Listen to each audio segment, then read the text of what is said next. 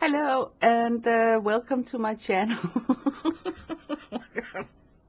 That was a funny hello. And okay, I'm gonna leave it up because it was a little bit funny with my voice just snapping over. Anyway, this upload is just about a brand of paper that is very affordable here in Europe, so it might not be that affordable elsewhere outside Europe. I don't know. Papers are so weird, right? Like some of the best papers are very expensive for me to import, stuff like Arches and stuff like that. So I'm always on the lookout for that inexpensive, but yet still okay work paper. You know, paper that you can just have lying around and with no conscience at all, just use up without thinking about, oh, this is expensive. And I think that I found a brand that I think is likable. It's called Clairefontaine, and this is their 300 GSM cold press watercolor paper. Is it actually cotton? It doesn't say so. Then it's not. You know, if it was 100% cotton, they would brag about it. But since it doesn't say cotton here, I don't think that it's cotton at all. What I want to say is that I really like this paper. It's so hard to review paper on camera because it's just going to be like blank. But the texture on this cold press paper is very pushed back, so it's not like in your face texture when you paint with it. So let me show some painting. Like this girl is painted on this paper. So as you can see, there is not a texture. Maybe up here where it's a little bit granular.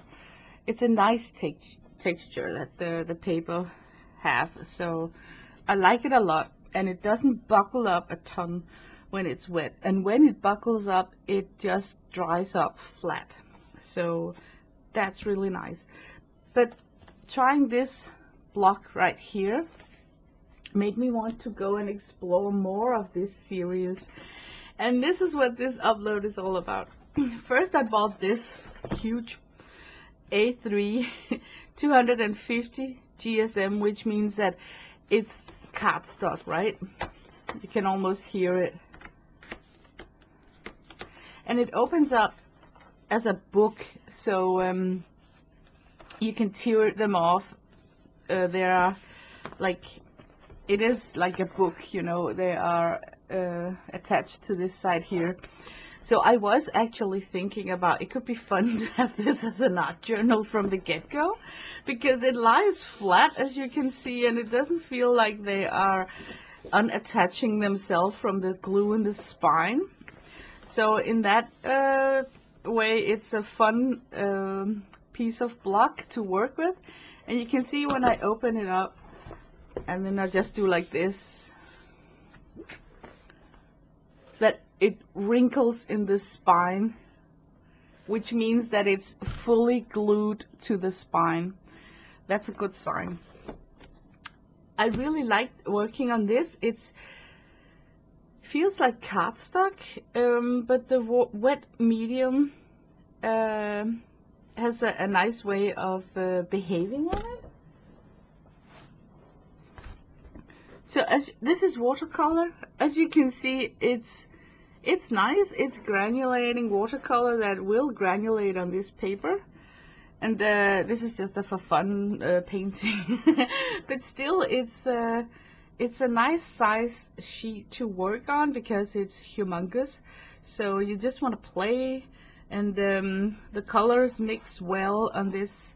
If you're familiar with painting on top of cardstock kind of quality, you know that watercolors, they will just run where the water is, and it doesn't really buckle up that bad because it's 250 GSM, so it's nice.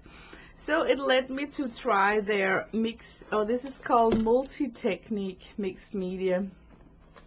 It led me on to try their other mixed media pad, Well, this one here, I really like it a lot. It is once again 250 GSM, but it's a different kind of paper quality than the big block that I just showed. The big block you can also get in this size here. This is called paint à grain because the paper is a little bit textured. And it's textured in the way that when you feel it the first time, you're thinking, oh, this is wood pulp. So I was a little bit like, oh no, because it's a different surface than the big block and the other paper pad that I have.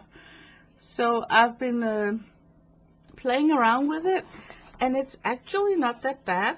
This was like a super wet wash. And I do that when I test paper. I call it to take it through the wringer, where I just, you know, make a lot of water saturation on top of the paper to see how will it, because you know some papers, they are like bubbling in curves, and then your pigments gather in gutters on the paper, and it's just awful, you know. But this was not like that.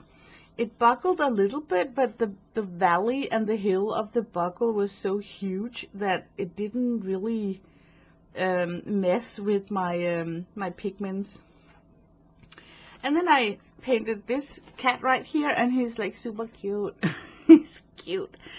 So I did do a recording of it. But on this one here, I wanted to test like granular paint. And as you can see, granulation is welcome on this surface here, so that's always nice. It's not every wood pulp paper that embrace granulation. It will sink into the texture of the paper. So having a tester painting like these two, where you see how is the texture of the paper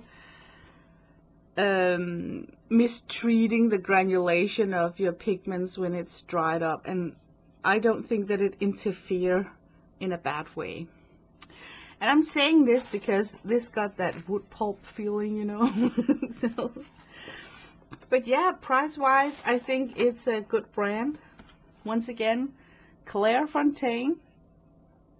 It's very affordable here in Europe. Don't know if it is outside of Europe, but I think that I found that brand that I can trust in various sizes, whether it's like big sheets, smaller sheets, a little bit better quality for just watercolor. So yeah, that was my review. Whoa. Plus, I think it's super interesting turning this boy right here into a journal. I just need to cover up the front, you know, with the pattern paper and whatnot, and then I would have like a already pre-assembled humongous journal. Of course it's gonna buckle a little bit, but it's so heavy that I think the weight of it when it's lying down is gonna flatten out most of the pages. I don't know. I could also experiment by taking every second sheet out, so that there is a kind of a gusset in between the spine, so that it won't have like an alligator mouth. I don't know. There's like 40 pages in here. It's kind of a lot. So I think it's gonna be like a big fat journal. I don't know. I haven't made up my mind, but it's brewing in the back of my head, because these two paper blocks here, they are glued together in the top, so you won't be able to open them up as a book, you know. So yeah, but okay, let me just show you the painting session of this cute kitty. I found the image on Instagram, and then I just took a picture of it with my phone. It was a sweater, and I tried to click on the image, and then immediately my virus program screamed out like bing bing bing, you know. So I don't know what's wrong with that website. So if you find that picture on Instagram, don't click on it. Just take a picture of it with your phone, and then you can use that as a reference photo. But I sketched with a fountain pen just from the get-go because I like the fountain pen ink lines. They look kind of cool. And then on some of the places I sketched twice. So there's like two small line works next to each other. I really like that look. He's very easy to sketch up. This kitty, sweater kitty. And I really like that he's chubby, so his tummy is nice and round. This is the paint that I'm using to begin with. It's White Knight Granular Set, and it comes in this new container that I have not seen before, the way that it's lying inside the palette. It's just called Extra Fine Artist Color Granulation, and I bought it from Amazon, but I wanted to tint his sweater first, so I do that with the Kuretake Gansai Tambi because I want to see how the Gansai Tambi paint behave on this sheet of paper. It is all a tested drawing, you know. So first I just apply the color. I just want to see how it behaves, you know, because it's very granulating color, so paint, I should say. So I yeah, of course, mix 2 or 3 colors together in the background, and it's misted with water. So it's mostly just testing out how will it buckle. It's very wet, and surprisingly it dried up nicely, and it didn't buckle a lot, so that's a good thing. And on the head I had to do a lot of stripes, so I was thinking, you know what, I'm gonna beat this paper and see if I can make it peel. And the way to do that is to keep coming in and go over and over and over and over the same area. So it really stood the test. It did not peel at all, which is amazing. Normally when you work on the same area and you keep going over and over and over, like beating up the pigments to death, paper will eventually maybe give up. But this paper was just sized with something that can just take it. So I liked it a lot, and I think that the ink dried up really nicely on this paper. It's mixed media paper, and the ink did not feather out in the line work. It just stayed nice and crisp. And then now I'm simply just painting as I would normally paint. So now I think I stopped doing tests with annoying things, you know, like adding too much water or working in the same little half-an-inch square. So yeah, now I'm just my cat is sitting next to me, and she just had a dinner, so all those strange noises are from her and not from me. Oh man, don't you just love voiceovers? But I'm telling you guys, it's such a treat to find an affordable paper in my budget, because I'm running out of the good papers, and I'm not in a situation where I can just stock up on arches and stuff.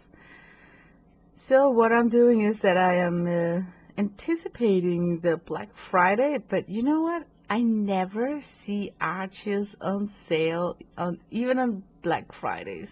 So this year I'm crossing my fingers, because I deliberately did not buy any good branded watercolor papers for a long time, because I thought, I'm gonna make my deals on Black Friday.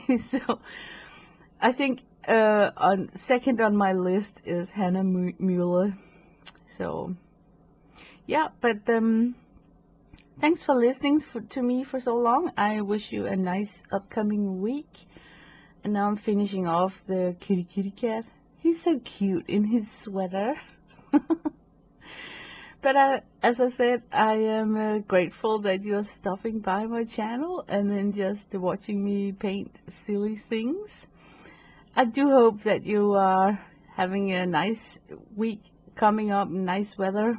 Hours are getting colder. Ooh. So, bye-bye from now.